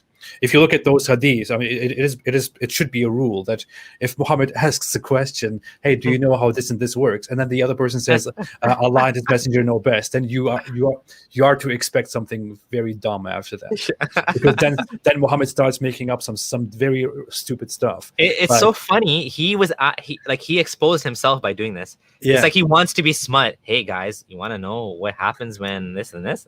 It's like nobody asked you. Know best. Nobody even asked him. He's asking them to ask him. Do you know what I mean? Yeah. Like this is like extreme narcissist. It's like I go to my kids. Hey guys, you want to know about this? Like, okay, with the kids it's more understandable. But this guy was just like making up stuff as he's going along. He wants to be like the smart, and of course they preserved it. Thanks to them. Yeah. You know, there is the other story. There is this thing. He goes to his crowd, to his Muslims. No, they're sitting somewhere, and then they see a shooting star, a meteor, and then he's like, "Hey guys, do you know what this means?" And they're like, "No, Allah's Messenger know best." Like, well, let me tell you, what this is the jinns, the beings made of fire. Well, they go up sometimes. They try to go up there to the High Assembly of Allah, and they try to listen to the High Assembly of Allah and try to snatch some secret information which nobody knows. And sometimes they actually manage to snatch secret information from Allah's High Assembly, and then Allah's angels notice that those jinns, and what they do is they immediately take those fireballs, those missiles, and throw them at those jinns, and those missiles chase those jinns and destroy them. And that's what happens when you see those shooting stars. Yeah, that's what happens, guys. And they're like, "Oh wow, thank you for enlightening us." I found the hadith he just talked about. Yeah. Oh yeah. Oh, you found the same one? Yeah. Exactly the same one. Yeah. He's gloating, like, look at that star. Let's read this. Who wants to read this? I think I'll let Apostate Prophet read it. Oh, okay. Can you see it? Is it big enough? Yeah. Zoom in a little bit more. Okay. So this is narrated by Ibn Abbas, a very valuable person. We were with the Messenger of Allah while he was sitting with a group of his companions when they saw a glowing shooting star. The Messenger of Allah said, when you saw the likes of this during Jahiliyyah, what would you say about it? They said, we would say that a great man died or that a great man has been born. The Messenger of Allah said, it is not shot due to the death of anyone, nor his coming into life. No, no, no. Rather, when our Lord decrees a matter, he is glorified by the bearers of the throne. Then he is glorified by the inhabitants who are below them, then those below them, until such glorification reaches this heaven. Then the inhabitants of the sixth heaven ask the inhabitants of the seventh heaven, what did you, Lord, say? He said, so they inform them. Then the inhabitants of each heaven seek the information until the news is conveyed to the inhabitants of the heavens of the earth. The shayateen, the devils, try to overhear, so they are shot at, so they cast it down to their friends. Whatever they came with is true as it is, but they distort it and add to it. What the hell, man? Oh my god. Stop talking nonsense. You guys are not medical doctors. Notice the seven heavens there. Yeah, the seven heavens thing is another big problem in Islam that used to puzzle me as a Muslim as well, because it makes no sense. Why is Allah having so many redundant loops in the transfer points? Like, why can't He transfer directly from one point to another? Why is it like one angel to another to another to another? And it creates this weird security loophole where when He's passing, it's like a Wi-Fi connection that's not secure without password. Yeah. Allah has bad internet. He's It's I was gonna say, like what you were saying, just to add to what you were saying, Ridwan, that the hadith basically confirm, like, you know, the hadith that says one, we talked about this in the last episode, there's not hadith, the Quranic verse that says one male witness was two females. Then you have a hadith that says, well, women are dumb. That just goes perfectly along with the Quran. I mean, meaning, like, if you wonder why would Muhammad say that, well, he told you why. So you don't need to guess. The sun setting in a muddy pool, you know, that's okay. That doesn't make sense. Well, look at the hadith. The hadith explains, well, it's going down in a circle around the flat earth, right? And it's asking Allah's permission. I actually had a very smart friend. His wife went to Harvard. I think she was a convert, Egyptian friend, one of the guys who runs Quran.com. And he actually told me, how do you not understand this hadith? It's metaphysical about the sun, you know, setting and asking for permission and blah, blah, blah. And I said, no matter how you look at it, the sun is always in the sky in the same spot. Like, there's no way to make sense out of this hadith, because if it's setting, if it's going and asking Allah for permission, but it's there in the same, like, you can put a camera on the sun, it's there 24/7. Now, if you want to make it into some metaphorical thing, that's totally up to you. But that's not how anyone understood it at that time, right? It's just now you're making it more and more unfalsifiable. What's the word? Unfalsifiable. Basically, you're making Islam unfalsifiable by saying none of these things. So, like the shooting stars thing, I don't usually use. I don't pick on that, because again, it's secrets of the unknown. But the sun setting in the spring, and you know, Allah coming. These things actually cause problems because they clash with the real world cosmology, the seven heavens. We can find out what the seven heavens meant. And by the way, Bart Ehrman, I learned this from him. And the funny thing is, it was in a. Actually, it wasn't Bart Ehrman. It was Nadir was debating with, I think, Aaron Ra, and he brought up the seven heavens, and Aaron Ra was like, seven heavens, yeah, like Saturn, Jupiter, Mercury, Mars, and Venus, and the moon, or something, right? That's the seven heavens. Like, that's exactly Plato's seven spheres. That's what ancient people used to believe in, the seven heavens. Yeah, it's clear as day. And then he explained it so beautifully that. Okay, and he's not even. No, it was Richard Carrier. Richard Carrier did this with Nadir, and he said, okay, look, if the Quran, and he was using the example of the Bible, but it makes perfect sense with the Quran. If the Quran doesn't define a certain term, that means the people understand it already. You're not changing the meaning. So we look and see, what did those people understand at that time, and that's exactly what they understood: the seven planets. Yeah. Right? Like the big ones. So at that case, you know, we can understand that like this is wrong. The Muslims today will now say it's seven universes. Okay, the first heaven is this entire universe, and then there's another universe. But like, that's not what they understood it as, right? And so I thought it was 7 layers of the atmosphere. That's even worse because that's just stupid. There's not even seven. Yeah, because seven the Quran says that the stars are in the nearest heaven. That wouldn't make any sense. Yeah, exactly. That alone blows that apart. I think Nadir tried to use that as well with me, and I'm like, no, the Quran says the nearest heaven has stars as lamps or whatever. Right? Gondal, how much time do you have left? Like about 15 more minutes. Okay, wrap it up. Yeah. So do you want to go back to the slides then? Yeah. I want to add something very brief. I want to go very long, but to the whole thing, when you bring up the whole issue with the sun not moving anywhere and being right there, what's very funny is I actually made a short video about this stuff in which I challenged all Muslims and said, hey, Muhammad and the Quran clearly described that the sun goes somewhere, that it has a stopping point, that it goes into a puddle, that it goes to worship Allah at night and comes back in the morning, and it will come back from a different direction and so on. How can you possibly believe this when the sun does not go anywhere? We revolve around the sun and all that, and the sun is there at that same point. And you know what the response was? One Muslim apologist made a response and said, ha ha ha ha ha, so dumb, the sun is not static, the sun actually moves around the galaxy. And then they all forgot everything that we said and said, ha ha ha, look, so ignorant, the sun actually moves around the galaxy, ha, case closed. And this is how it works. That response is comical to me because they're talking about a 300 million year orbit around the Milky Way galaxy, around the super black hole that we have. How is that related? How's that relevant to humanity? Yeah. I mean, it's a joke, right? To actually say that's what the Quran's talking about. Yeah. Clearly, everybody thought the Quran's talking about the sun and the moon. Yeah. The orbit of the sun and the moon, right? Like everybody, it's so obvious, right? And obviously that's what Muhammad thought.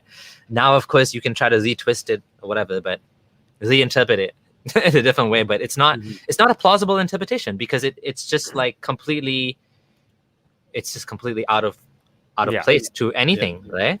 And then it always talks about sun and moon. Yeah, like there's no way sun and moon chase each other. They cannot catch up to each other. They follow each other. That's what the Quran repeatedly says. Yep.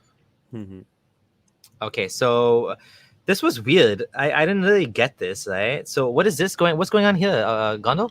All right, let me just pull that up on my side. So I feel like what's going on here is that Muhammad was just standing there, and he then told people that one day I was just chilling, and I looked up, and there were some nations were displayed before me in the sky. A prophet would pass in front of me with one man, and another with 2 men, and then another with a group of people, and then another with nobody with him. Then I saw a great crowd covering the horizon, and I wished that these were my followers. But it was said to me, this is Moses and his followers. Then it was said to me, look, and I looked, and I saw a big gathering with a large number of people covering the horizon. It was said, look this way and that way. So I saw a big crowd covering the horizon. Then it was said to me, these are your followers, and among them are 70,000 who will enter paradise without being questioned. Then the people dispersed, and the prophet did not tell who those 70,000 were. Companions started talking about them.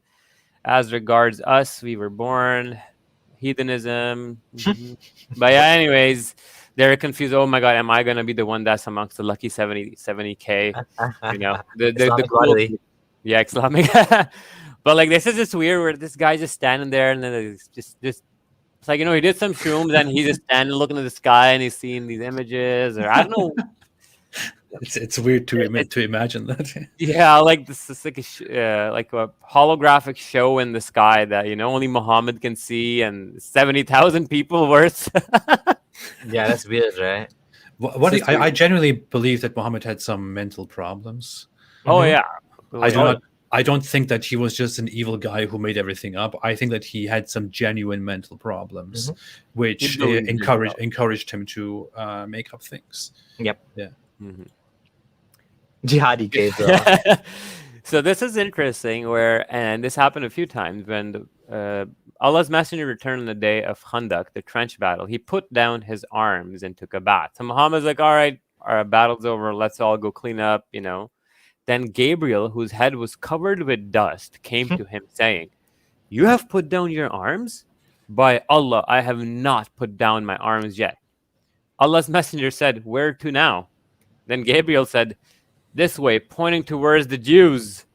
And they went towards them, and then Rest is history, where Muhammad slaughtered their 800 to 900 men and children who had pubic hair as a qualifier for beheading, and the genocide of the whole tribe. But the precursor to that was this Jihad Gabriel apparition came to him and convinced him to do it. This just makes me think again. Mental problems. He fights a war. He goes home, and then he sees this hallucination of the guy who says, "Hey, why are you putting your weapons down? We have more work to do. Let's go and behead that whole tribe." And he's like, "Oh yeah." The other good thing about that one is it's not just that this happened then with the Gabriel. It also happened a few other times too, and you'll see that Gabriel would pop up in the form of this guy named Diha al-Kalbi, where people will be standing in front of Muhammad like, that's your companion. We can see him. He's the guy that we all know. And then Muhammad like, no, that's Angel Gabriel. So another version says that it was that guy who was talking to Muhammad, and Muhammad's wife was there, and she's like, fuck's going on? He's just a guy. Muhammad says, no, it's an angel. And this is the Capgras delusion syndrome, whatever, it ties in nicely too. But yeah, it's just weird. And then angels fighting is like in the Battle of Badr, they won the battle for the Muslims. But then when they showed up in Ohad, shit, they didn't win the battle. They lost it.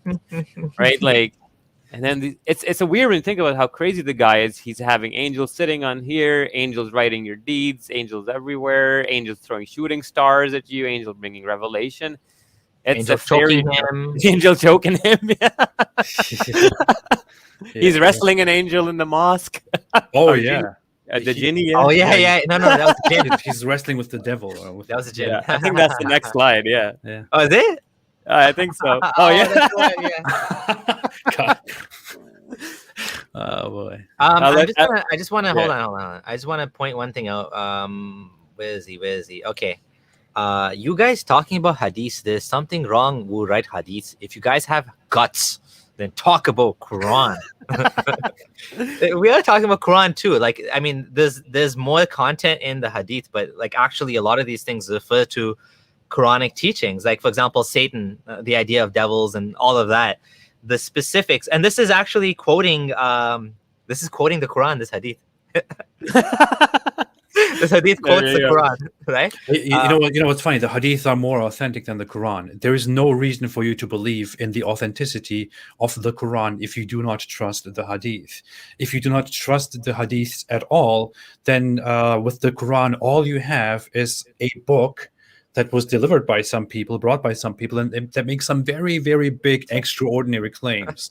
You can only verify what the Quran is and why it says all the things that it says because you look at the hadith, and the hadith explain to you how the Quran came into existence, how it was preserved, how it came to be the book that you have. If you do not trust the hadith, if you throw them out, then you have nothing.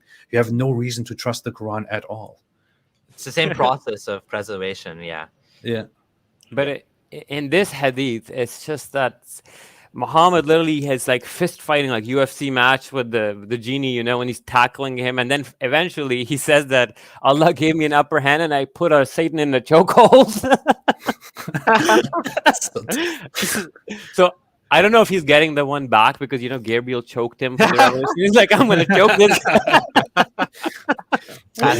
What's funny is, no doubt, I thought of tying him to one of the pillars of the mosque till you get up in the morning and see him. But then I remembered the statement of Prophet Solomon. Such a nice guy. Yeah.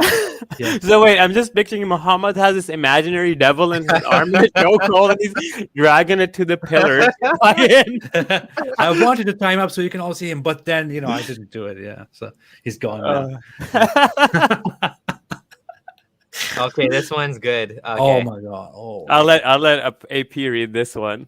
Really? Will you do me the honor? I'll do it. You want me to do it? Okay, yeah, Samir, do it. What? Okay. Who? Samir? Okay, you do it. Yeah. Okay, I'm just gonna ignore the first part about putting on a cloak, blah blah blah. Okay. I don't know why they mentioned that about the cloak, which was perfumed, and there was a trace of yellowness on it. Why did anyone even bother to? It's a skid mark, bro. So there was okay, whatever. I don't care about your cloak, man. It has yellowness on it, whatever. He said to the prophet, holy prophet, what do you command me to do during my umrah? it was at this juncture that the revelation came to the Messenger of Allah, and he was covered with a cloth, I guess the one with yellowness on it. And Allah said, would that I see revelation coming to the Messenger of Allah. Hazrat Omar said, would it please you to see the Messenger of Allah receiving the revelations? Omar lifted, so he was under the cloth. They lifted the cloth. Hey guys, you want to see this? Big show, come and see the Prophet getting revelation extra. Okay. Oh, look, there he is, eh? And Omar lifted the corner of the cloth, and I looked at him, and he was emitting a sound of snorting. The narrator said, I thought it was the sound of a camel. When he was relieved of this, when he stopped snorting, he said, where is he who asked about Umrah? So the Prophet's done snorting like a camel, under his cloth. The person came, the Prophet said, wash out the trace of yellowness. Oh yeah, wash off the perfume or whatever, and then do your Umrah. I think this is a case of where a guy just kind of like had a moist fart and he had So there's an interesting story to this. Abdullah Gondal and I were in a Facebook group called Speaker's Corner. It's called Speaker's Corner, and Gondal shared this hadith, and they kicked us out of the group because he shared a hadith about Muhammad snorting like a camel. Okay, like we didn't make up the hadith. It's embarrassing. Okay, Muslims might be embarrassed by that, but that's what he was doing. He was like, spit was coming out of his mouth and snorting like a camel. Like, yeah. Wait. So the hadith say that Muhammad was receiving revelations from Allah, and while he was doing that, he was making very strange noises, like snorting like a camel. And you brought this up to Muslims in a discussion, and they kicked you out. Yeah. They got mad. And it's called Speaker's Corner. It's a debate group. I don't even know how I ended up in that group. I think one of them added us or something. I don't remember. I don't know. Boy. Anyways. It's so ridiculous. It is ridiculous, right? Okay. That just sounds. There are more hadith. There is, for example, another hadith in which Gondal, I'm sure you're very familiar with that one. It says that Muhammad, whenever he would receive revelations, he would hear a sound like the ringing of a bell, and he would feel very uncomfortable, and then the state of revelation would be over, and he would be very sweaty and things like that. In this one, you see that when he would receive a revelation from Allah, he would make very strange noises and be under a cloak. And it just makes you think. I mean, when I think about this, I think about from the few or the many psychology lessons that I got. What I think about is that Muhammad clearly seems to have a mental disorder, which give him certain seizures and certain delusions, which make him act and think in a certain way. And he has certain episodes after which he believes that he has received a certain revelation.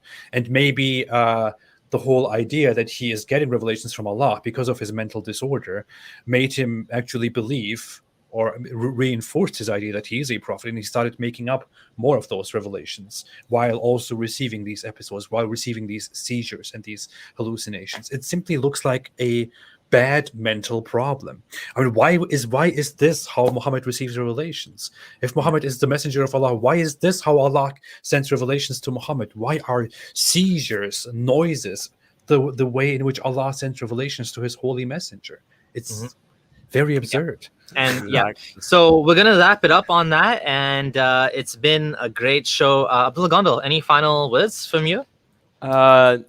Speaking of finishing off where AP left off at the whole mental health thing, I personally do believe that the best explanation for Muhammad is temporal epilepsy with a damage or focal origin on the left side of his brain, because we see constantly that his face would turn to the right again and again when he'd get revelation. And then he'd go like this and then something like this, and he'd move his lips while he's completely blanked out. I'm making something special on this thing, but I would say, that's probably one of the most powerful explanations. And when you do survey the evidence, it becomes crystal clear that if we cannot pinpoint exactly what it was, at least we can know with 100% surety that something of neurological origin was happening in his brain that caused all of this. Absolutely. And thank you. That obviously always love your insight, and it's just amazing, that you're able to take your knowledge of Quran and Hadith and now what you're learning and, connect the two. Ridwan, any final words from you? I really enjoyed this show. I think this was really, really great. We went through a lot of fantastic stuff. I really loved this. We should do something together on my channel too. Yeah. We should also talk about the whole psychology of Muhammad and all that. But yeah, I really loved this. Thank you so much, guys. Mhm. Yeah, it was a pleasure. Honestly, we definitely vibed. You know, this was like, I know we had a bunch of slides and we never got through them, but it was just like we had a thing going on where we were talking, you know, things just were connecting. We have a lot of things in common that, you know, to discuss, and a lot of overlap in, you know, some of the things that we've been debating and discussing with Muslim apologists and stuff. So it was great. We definitely vibed. Yeah, let's do this again. Let's definitely do this again. And, you know, very specific topics we can come up with and talk about. Well, I was thinking, if you want to do a presentation on like the mental health on AP's channel, we can also have somebody like Ali Rizvi, who is a pathologist, certified and practicing medical doctor. We can have him on the panel, and then I have a couple other neurologist friends. Maybe we can talk about in detail. It'd be cool. I would love that. I would love yeah. Really do that. Yeah. Yeah, sure. I would say I know less about that, so maybe I wouldn't be a part of that one. But like, if we're gonna do another one on the actual Quran and Hadith, specifically, not necessarily on the medical aspect, then I'll be happy to be part of that. Definitely. Yeah, definitely. for sure. I would be honored. It would be awesome. Well, you know what? I'll start making the slides into like a PowerPoint. We did this one last year on Samir's channel, but I'll make a newer one. And in this one, we'll go on your channel and we will refute Farid and his doctor buddy as well, because they also were involved in this back and forth with me. But yeah, it'll be fun. Awesome. I look forward to it. I'll be watching that one as well. And to everyone that's here, thank you for joining. Don't forget to subscribe to the channel, and to all of my moderators, Food and Religion, Beach Price, Andrew Mudden, and all of the supporters, Zara, and all the patrons as well. Thank you so much for continuing to support the channel and to help me to continue doing this work. Really appreciate it. Thank you to the All-Star team that we had today. This was a great show. Honestly, we can probably go on for 5 hours if you wanted to, but I think we've covered enough. This is enough for anyone to leave Islam. There's enough in, I'd say 10 minutes of the content, like honestly speaking. The accumulation of all of this, and surprisingly, nobody called in. Maybe not surprisingly, I don't know.